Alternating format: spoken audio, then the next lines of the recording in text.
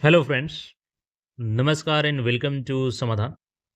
साथियों, उम्मीद है कि आप सब अच्छे होंगे और साथ ही साथ आपकी तैयारी भी सही दिशा में चल रही होगी। सबसे पहले आप सभी को स्वतंत्रता दिवस की हार्दिक शुभकामनाएं।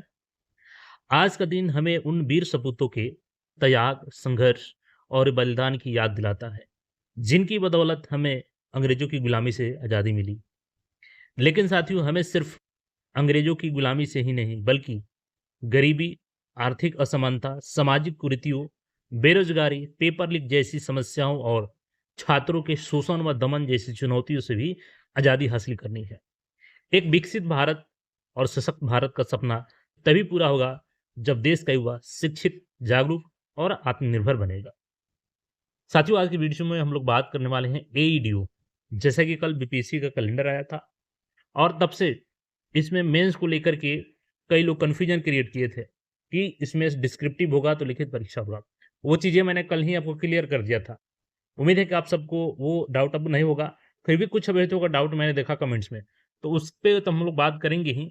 लेकिन चूँकि देखिएगा इसमें एग्ज़ाम का डेट नहीं दिया गया इनके द्वारा, सिलेबस नहीं बताया गया, तो आखिर अब इस कंडीशन में करना क्या है? एक और चीज़ छात्रों के मन में ये भी चिंता है कि क्या फॉर्म रीओपन होगा या फिर से पूरा कैंसल करके फ्रेश आवेदन आएगा? तो इन सारी चीज़ों को हम लोग यहाँ पे एक-एक करके समझने वाले हैं। जैसा कि ये कैलेंडर आप देखेंगे तो सबसे पहले यहाँ पे देखिएगा, ये दिया गया है एग्ज़ाम का, इसमें 72वीं का आपका 25 अक्टूबर को एग्ज़ाम है।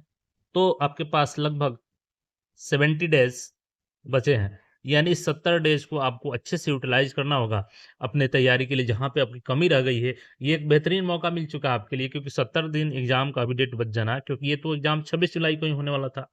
ऐसे में 70 दिन जो बचे हैं, इसको अच्छे से आपको एक-एक सेकंड समय को अपने अच्छे से यूज़ करना है, ठीक है? जो भी 72 की तैयारी कर रहे हैं।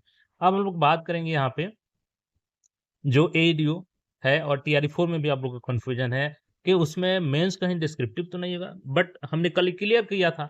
लेकिन फिर आज मैं क्लियर कर देता हूँ आपको। देखिएगा यहाँ पे 2 phase exam PT plus mains. इसमें देखिएगा, अभी इस पे आएँगे हम लोग। पहले यहाँ पे देखिएगा, assistant education development officer 935 seat, TBD prelims का एमसीक्यू, और ये डेट टू बी डिसाइडेड है, मतलब कि अभी डिसाइड नहीं हुआ है, ठीक है? और मेंस का देखिएगा तो मेंस और ऑब्लिक रिटेन दिया गया है, और ठीक है, इसमें डेट अभी नहीं दिया गया है यहाँ भी। तो अब यहीं से कन्फ्यूजन छात्रों के बीच में है, और कई लोग ये बताए भी चढ़ा-बढ़ा करके कि ये रिटेन लिखा है तो आपका डिस्क्रिप्टिव होगा, ठीक है? अब यहाँ पे मैं थोड़ा-सा ऊपर लेके चलता हूँ इसी कॉलम में, ये 2 फेज़ इसी का है, बस 2 पेज में आ गया, इसलिए यहाँ पे 2 बार 2 फेज़ लिखा गया है। तो ये अलग नहीं है, ये तीनों एक ही टाइप का नेचर का है, PT plus mains. ASO assistant section officer, आपको दूर नहीं जाना है, पिछले साल ही वैकेंसी आया था, और ये वैकेंसी आती रहती है हमेशा, ठीक है? ये एएसओ का वैकेंसी 41 पोस्ट पे आया था। इसमें भी देखिएगा तो प्रीलिम्स और मेंस है। तो प्रीलिम्स एमसीक्यू यहाँ पे लिखा है, ये एग्ज़ाम हो गया था। मेंस क्या लिखा है, यहाँ पे सेम लिखा है वही चीज़, मेंस ऑब्लिक रिटेन। तो क्या यहाँ पे डिस्क्रिप्टिव हुआ था? नहीं हुआ था, आप सबको पता है ना, ऑब्जेक्टिव एग्ज़ाम हुआ था, एमसीक्यू एग्ज़ाम हुआ था। तो यहाँ पे क्लियर है, आपको भ्रम में नहीं रहना है कि डिस्क्रिप्टिव है, ऑब्जेक्टिव ही है। चाहे आप टीआरई 4 की तैयारी कर रहे हैं, चाहे एईडीओ की तैयारी कर रहे हैं, दोनों में आपका पीटी प्लस मेंस एमसीक्यू होगा, ठीक है? यहाँ से ये क्लियर हो गया। और चूँकि देखिएगा तो कैलेंडर में ये कुछ भी इसका एग्ज़ाम डेट अपडेट नहीं किया गया है, तो एग्ज़ाम आप मान के चलिए कि दिसंबर तक पॉसिबल है इसका एग्ज़ाम, नवंबर लास्ट या दिसंबर तक। ऐसे में आप अब अगर सोच रहे हैं कि सिलेबस तो इसका है ही नहीं, बीपीएससी ने दिया ही नहीं है, तो हम तैयारी कैसे करें? तो अगर आप हाथ पे हाथ धर के बैठे रहेंगे, तो फिर आपका सिलेक्शन से दूर होना तय है। क्योंकि देखिएगा, आप आयोग के भरोसे बैठे रहिएगा तो एग्ज़ाम के 2 महीने पहले अगर आपको सिलेबस देती है, तो क्या आप उस समय 2 महीने में क्या कर लीजिएगा? लेकिन अभी से आपके पास देखिएगा तो कम से कम आपके पास 100 दिन, 100 प्लस समय बचे हैं, यानी 100 प्लस दिन समय बचे हैं। इस 100 दिनों में अच्छे से आपको तैयारी करना है। क्या कुछ पढ़ना है आपको, वो मैं सारा चीज़ बताऊँगा। लेकिन यहाँ पे एक चीज़ ध्यान से आप देखिएगा ना, ये यहाँ पे क्या लिखा गया है एडवर्टाइज़मेंट नंबर में एनए, जबकि ये नोटिफ़िकेशन नंबर आया था, उसमें क्या था वो दिखा देता हूँ मैं आपको। देखिएगा, एईडीओ सहायक शिक्षा विकास पदाधिकारी 87/2025, ये नोटिफ़िकेशन नंबर है 935, और यहाँ पे कैटेगरी वाइज़ सीटों की संख्या थी, ठीक है?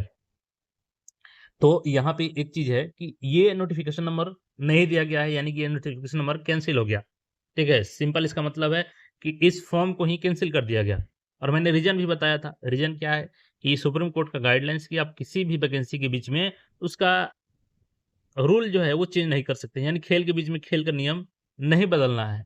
तो अब इसमें तो खेल का नियम बदल रहा है ना, क्योंकि पहले आपको प्रीलिम्स होना था केवल, मतलब कि सिंगल फेज में एग्ज़ाम होना था। अब यहाँ पे क्या होगा कि डबल फेज हो गया, पीटी प्लस मेंस। तो ये तो रूल को बाइस्ड कर रहे हैं ना, रूल को यहाँ पे इग्नोर कर रहे हैं जो पहला नोटिफ़िकेशन है, तो ऐसे में इनको ये नोटिफ़िकेशन कैंसल करना पड़ेगा।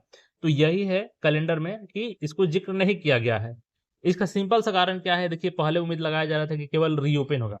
लेकिन यहाँ पे अब मुझे जो अपडेट लग रहा है इसका, क्योंकि नोटिफ़िकेशन नंबर नहीं दिया गया तो फ्रेश नोटिफ़िकेशन इसका रिलीज़ होगा और फ्रेश आवेदन सबको लिया जाएगा। तो अभी आपका सवाल होगा कि सर मैंने जिनका ऐज नहीं था, लास्ट ऐज में ये फॉर्म भरे थे, तो क्या इस बार उनको बाहर कर दिया जाएगा क्योंकि ये तो 2026 चल रहा है? ऐसा नहीं है, बिल्कुल आप लोग निश्चिंत रहें। जो लोग भी फॉर्म भरे थे 1 अगस्त 2025 के अनुसार, वो बिल्कुल वैलिड है। उसमें से किसी को भी एप्लीकेशन को इनवैलिड नहीं किया जाएगा, ठीक है? यानी पुराने अभ्यर्थी तो फॉर्म भरेंगे ही, साथ ही साथ नए अभ्यर्थी भी फॉर्म भर सकते हैं इसमें, क्योंकि सबके लिए फॉर्म फिर से दोबारा फ्रेश आवेदन आएगा। ठीक है? क्योंकि नोटिफ़िकेशन नंबर अब से जनरेट होगा इसका। क्लियर आप कैलेंडर में देख लिए यहाँ पे, नोटिफ़िकेशन नंबर नहीं दिया गया है, नॉट अवेलेबल लिखा गया है और एग्ज़ाम डेट नहीं देने का भी ये कारण है क्योंकि फ्रेश आवेदन आएगा तो उसमें कितने आवेदन आते हैं, उसके अनुसार आयोग तय करेगी कि किस तरीके से हमको एग्ज़ाम लेना है, मतलब कि कितने दिनों में हमारा एग्ज़ाम होगा। तो यहाँ पे ऐज को लेकर के आप लोग कन्फ्यूजन में नहीं रहें, जो फॉर्म भर दिए थे वो बिल्कुल हर कंडीशन में एलिजिबल रहेंगे। अब रही बात फीस की, तो देखिए फीस बीपीएससी कैसे एडजस्ट करती है ये नोटिफिकेशन में क्लियर हो जाएगा। बट आप ये निश्चित रहिए कि आपका फॉर्म तो ज़रूर वैलिड रहेगा। अब सवाल यहाँ पे यही आएगा कि सर तो इसका सिलेबस हम लोग कैसे आखिर तैयारी करें? सिलेबस तो कुछ बीपीएससी ने दिया ही नहीं है। देखिए आपके जो पिछला पैटर्न था उसमें क्या-क्या पूछा गया था? मैथ पूछा गया था आपसे, रीजनिंग पूछा गया था आपसे, ठीक है? उसके अलावा आपका मैथ हो गया, रीजनिंग पूछा गया था, साइंस था, इसके अलावा आपका साइंस में फिजिक्स, केमिस्ट्री, बायोलॉजी था। हिस्ट्री था, ज्योग्राफी था, पॉलिटी था, इकोनॉमिक्स था, करंट अफेयर्स था, ठीक है? यानी कि जीके जीएस का पोर्शन था, मैथ रीजनिंग का पोर्शन था और एक आपका लैंग्वेज का जो क्वालिफाइंग नेचर था हिंदी प्लस इंग्लिश का था, ठीक है? प्रीलिम्स में आपका हिंदी इंग्लिश नहीं होगा इस बार। प्रीलिम्स में आपका देखिए एक पैटर्न यहाँ पे ये बन रहा है कि ये सारे के सारे टॉपिक रहेंगे, बस वो मैक्सिमम चांस है कि 150 वाला पैटर्न पे होगा आपका। तो मैं यहाँ पे आपको सजेस्ट करूँगा कि जो पिछला 3 पेपर हुआ है, पहले उसको आप सॉल्व कीजिए और वो सॉल्व कर लेते हैं, तो मैथ के लिए प्रैक्टिस आप कहाँ से कीजिए? तो जो रेलवे के प्रीवियस ईयर क्वेश्चन्स हैं, उसमें से एडवांस आपको नहीं लगाना है क्योंकि यहाँ पे अरिथमेटिक केवल पूछेगा। तो उसमें जितने भी अरिथमेटिक के क्वेश्चन हैं, आप उसको सॉल्व कीजिए।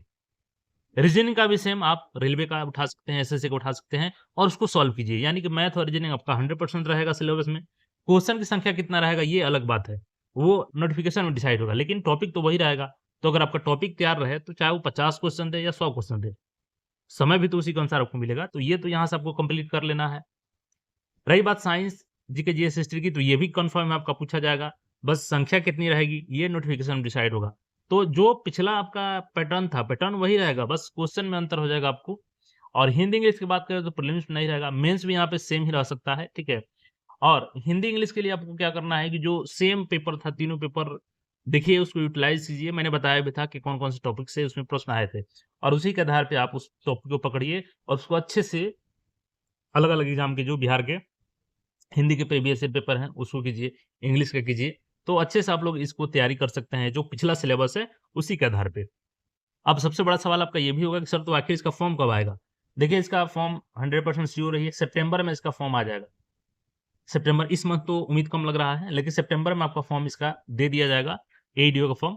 तो आप सभी डॉक्यूमेंट्स अपना रेडी रखिएगा फॉर्म भरने के लिए, क्योंकि यहाँ पे फ्रेश फॉर्म भरवाया जाएगा। तो एडीओ को लेकर के मैं यही आपको सजेस्ट करूँगा कि सिलेबस के इंतज़ार में ना बैठें। जो मैंने ये तरीका बताया है उसको अपनाएँ और अपनी तैयारी को धीरे-धीरे लेके चले आगे और सिलेबस जैसे अपडेट होगा तो अपने आप को अपडेट कर लीजिएगा उसके अनुसार कि कितने पैटर्न हमको किस क्वेश्चन में लगाने हैं। तो कुल मिलाकर के यही अपडेट है और एग्ज़ाम जहाँ तक इसकी अपडेट है कि दिसंबर तक इसका एग्ज़ाम पॉसिबल है, लास्ट नवंबर टू दिसंबर। तो टारगेट लीजिए 100 डेज़ का और उसी के अनुसार अपनी तैयारी कीजिए। इसके अलावा जो भी आपकी क्वेरी हो कमेंट करके पूछ सकते हैं। बाकी मुझे उम्मीद है कि सारा डाउट आपका क्लियर होगा। मिलते हैं फिर नए अपडेट में। चैनल को सब्सक्राइब करके जुड़ रहे हैं। धन्यवाद।